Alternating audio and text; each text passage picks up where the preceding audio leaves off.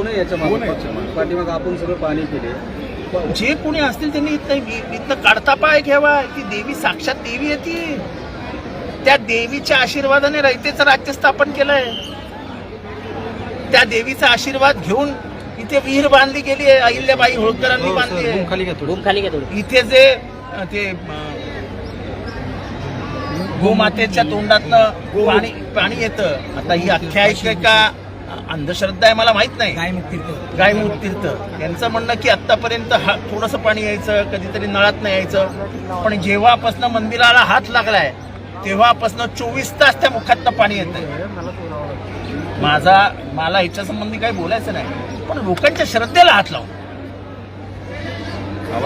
माझी कमीत कमी 200 वेळा या मंदिराला भेट झाली. मी काही कोणाला सांगून येत नाही. मी कधी येताना कोणालाही कळवत नाही. माझे काही ओळखीचे पुजारी आहेत त्यांना कळवतो. माझा काय जो काही माझा धर्म आहे त्याप्रमाणे मी माझं करतो.